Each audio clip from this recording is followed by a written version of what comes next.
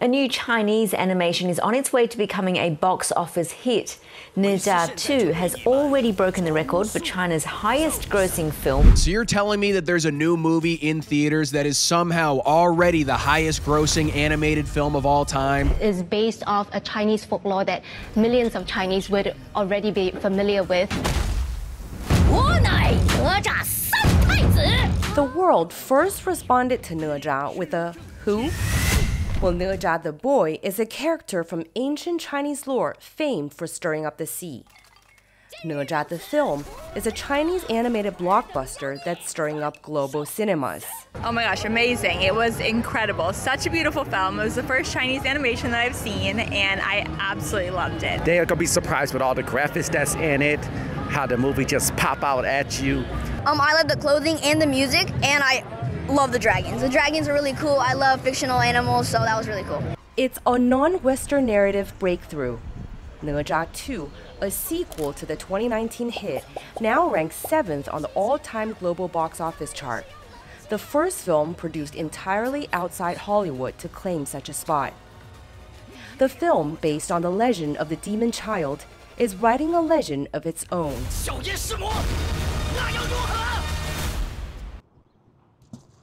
While Ne Zha 2 makes a splash in the cinematic world, its ripples reach far beyond the big screen.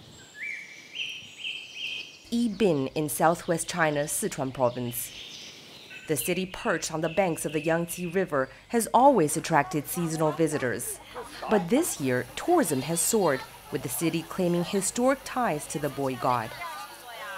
Cuiping Mountain, home to the Ne Zha Palace. Legend has it that after his tragic death, he appeared in his mother Lady Yin's dream, asking her to build him a palace on Cuiping Mountain. The mythological tale is the foundation of the shrine's existence. I come from Guangdong province. I saw the movie, so I wanted to come visit this temple. Because of the huge popularity of the Ne Zha movie, I wanted to bring my child here to experience the Ne Zha atmosphere. I come from Xi'an. I am honored to visit this place. I feel that Ne Zha inspires us to break through our limits and change our circumstances. Hotel bookings in Yibin spiked by 30 to 50% year-on-year in the week following the release of the film. Tourist traffic to the Ne Zha Palace reached up to 8,000 visitors a day, 3 times the usual number.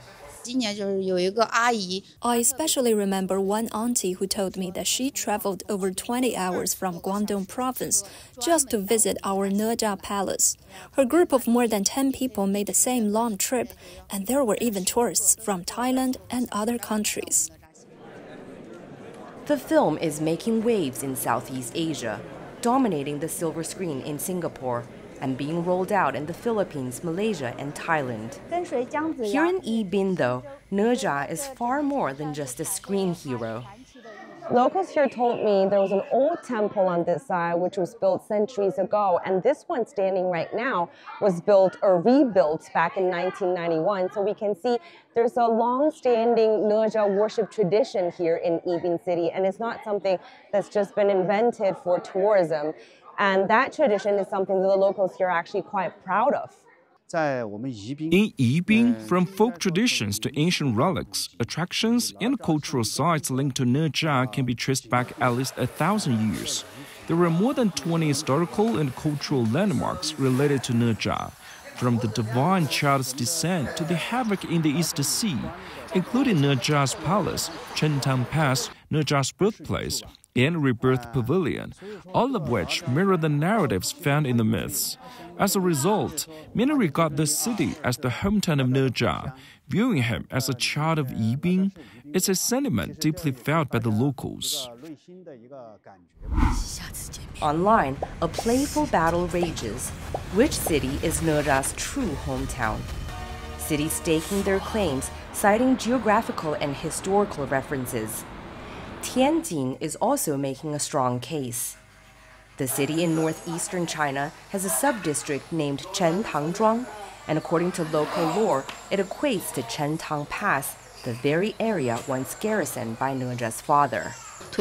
We We launched 4 themed routes called Nezha Takes You Around Tianjin that showcase Nezha's elements through in-depth guided tours. The Nezha origin battle has triggered some skepticism. Critics say that Nezha is a mythical figure, so there can't be a bona fide hometown.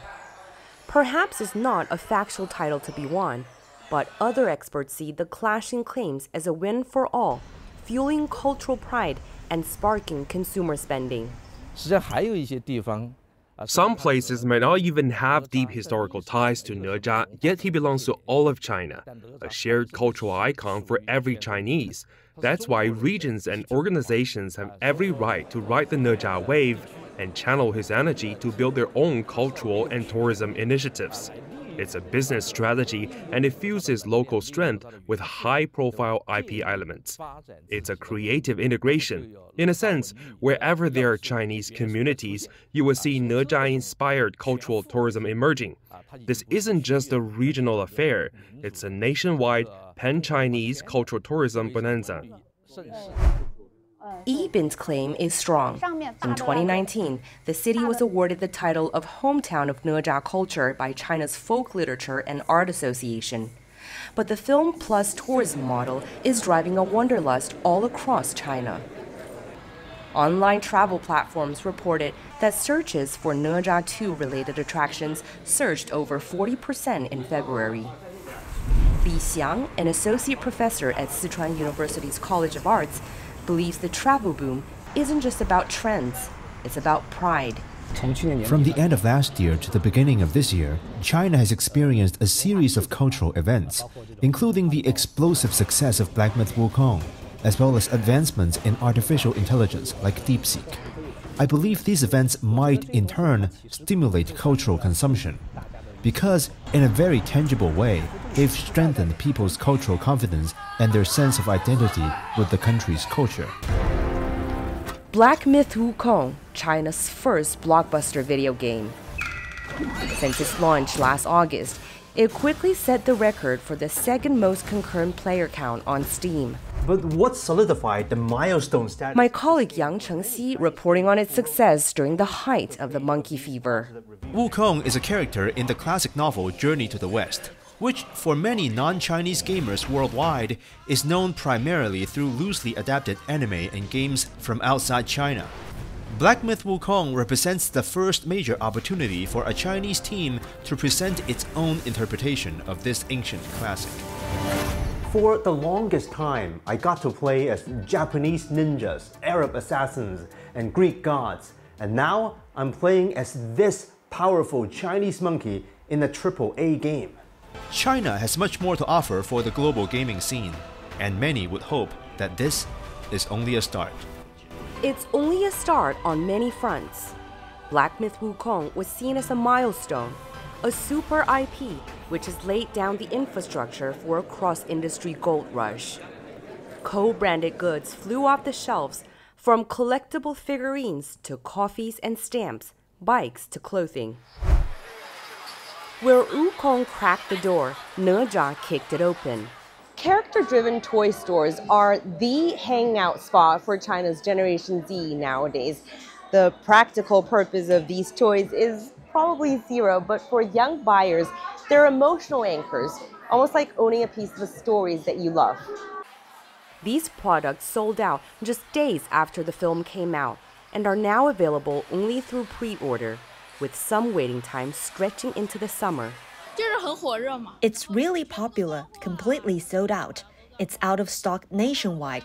If you want to buy it, you will have to wait until June. It's beginning to look like a page from Hollywood's playbook. A successful IP doesn't just live on the big screen. It reigns a business empire.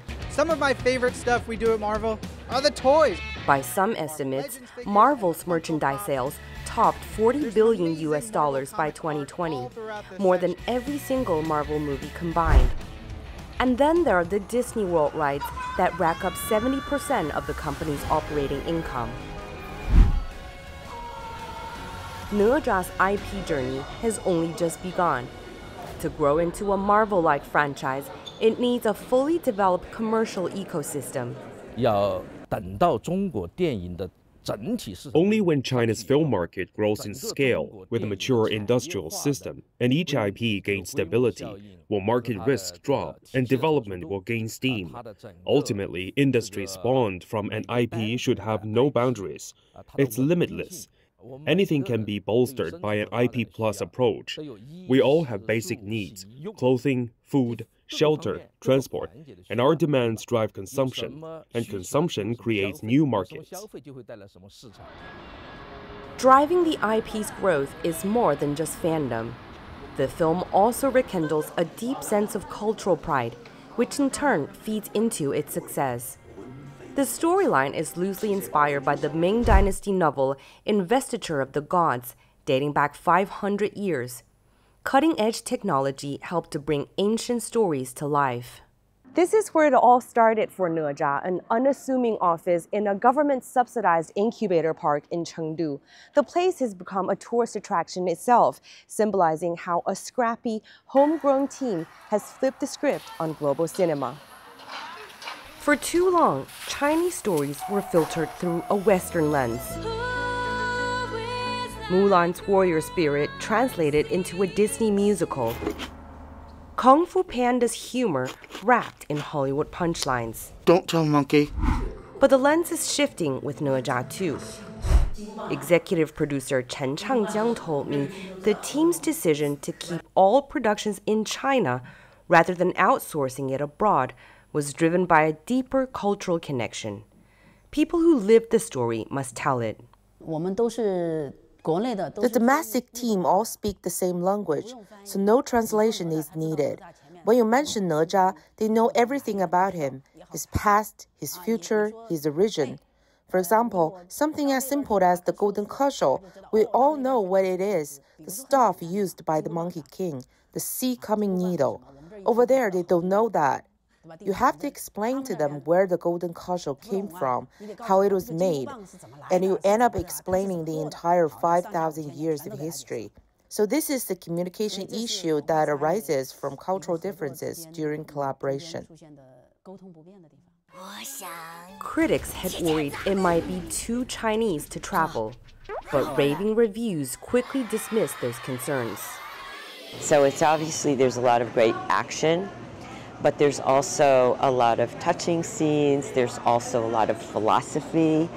And I think it's combined a lot of layers. So I think that that's really incredible because it's a major achievement. I think everyone in China, particularly in the Chinese film industry, should be really proud. This is much more than competitive in the Oscar categories. I'm looking forward to seeing this film compete in next year's Oscars, and I hope to see it so that I have an opportunity to vote for it as well.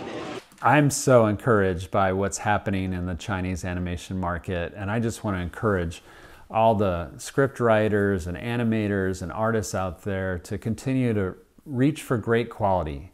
You already have a wonderful culture with interesting legends and folktales. Do that, bring that to the world, and I think they're going to love it and love you for it. The lesson: originality isn't a barrier, it's a bridge. The question now, is Ne Zha 2 just a spark, or is it a blueprint for a lasting global IP? For now, Ne Zha's fire is burning bright. But to sustain growth beyond the Big Bang, the sequel to this story is still being written. Taoyuan, CGTN, Chengdu.